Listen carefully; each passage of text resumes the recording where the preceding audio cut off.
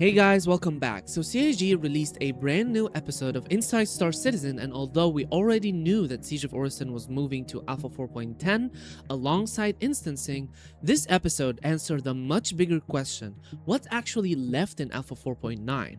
Aside from stability fixes, it turns out quite a lot. From brand new Rico Battaglia missions and combat UI upgrades to distribution center fixes that players have been asking for years, there's more packed into this patch than we expected, and after checking Reddit, Spectrum, and the rest of the community, the reaction might surprise you. So let's jump into it. So last week, CIG officially confirmed that Siege of Orison and the brand new instancing technology are no longer part of Alpha 4.9. Instead, they're moving into an entirely new Alpha 4.10 scheduled for mid-August. Now, if you've been following Star Citizen recently, this probably isn't a huge surprise. 4.8 was one of the roughest patches we've had in quite some time, some people even comparing it to 3.18. There were broken cargo elevators, login issues, ATC issues, freight elevator issues, which is the biggest problem for the patch, inventory bugs, server performance, AI problems, and the list keeps going. CIG says they identified nearly 100 high-priority issues affecting core gameplay and decided that stability simply had to come first. Rather than keep adding features on top of an unstable foundation, they're shifting development resources towards fixing those symptoms first. And honestly, that's probably the right call, and many of the community members have been asking for this for quite a long time. Now, here's what I think makes this interesting.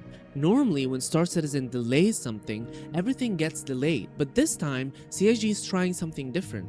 Instead of holding the entire patch hostage because one major feature isn't ready, they're shipping everything that is ready and has nothing to do with the core technologies of the game. That means that Alpha 4.9 still arrives this month with the quality of life improvements, bug fixes, combat changes, missions, audio updates, weapons, and a lot of smaller additions. Then 4.10 becomes the big Siege Plus instancing patch in August. And if they actually stick to monthly releases, that's honestly a healthier cadence than giant content dumps every few months.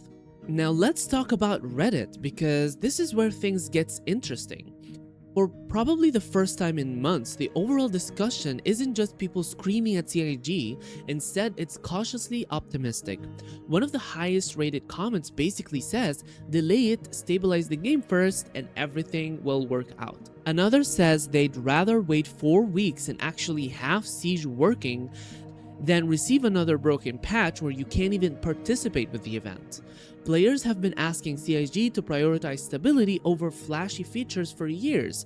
In fact, last year was marked as the year of stability, quote unquote, but with Alpha 4.8, that stability broke, and so they had to tone it down with the content and focus on the foundation instead. And now that they're really doing exactly that, many people feel that this is the correct direction, even if they are disappointed to wait longer. That doesn't mean everyone is happy, far from it. Some players are frustrated because super heavy armor, instancing, weapon changes, and siege all slipped into August. Others question whether CIG can actually maintain monthly patches at this point. And there are still concerns that these delays could simply repeat themselves. But compared to the reaction after 4.8, this is a noticeably less hostile discussion.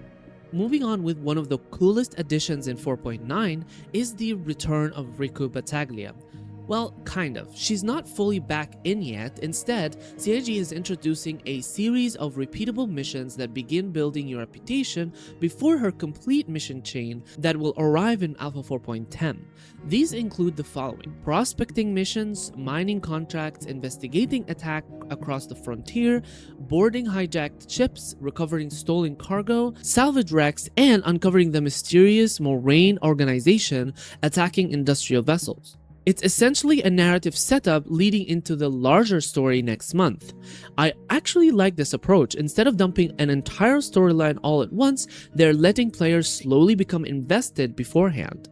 As for Rico Battaglia herself, she's not going to be in the game in the 4.9 patch, but will most likely be available in the game in Alpha 4.10 alongside the rest of the story missions.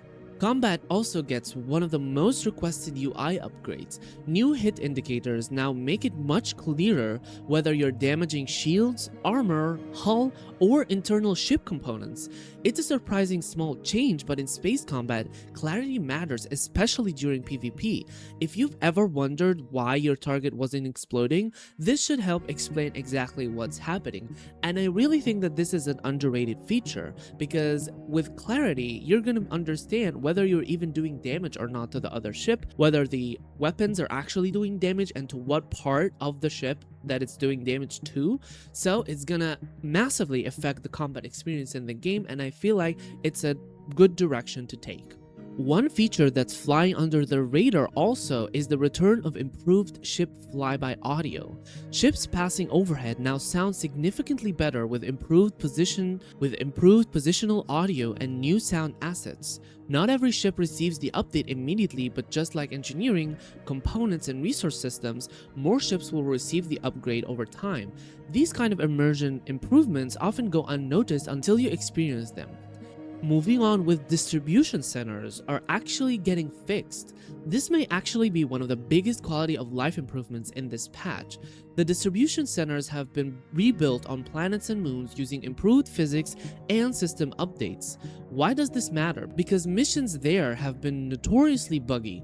Objects clipping, AI breaking, physics glitching, mission failures, and the list goes on. Now CIG says rebuilding these locations should resolve a large number of long-standing mission issues. And honestly, if this actually works, it might end up being more valuable than an entire new mission chain. There are also plenty of smaller additions, such as combat clothing that offers more protection than normal civilian outfits, which in my opinion is a little bit weird, because how would a suit protect you? Do you have a bulletproof vest underneath? I don't get it, but well, you have it in the game. I guess this is the steps that they want to take Starware with, because in CitizenCon they said that they're going to combine clothing with armor, so maybe this is the first stepping stone towards that, but we'll have to wait and see.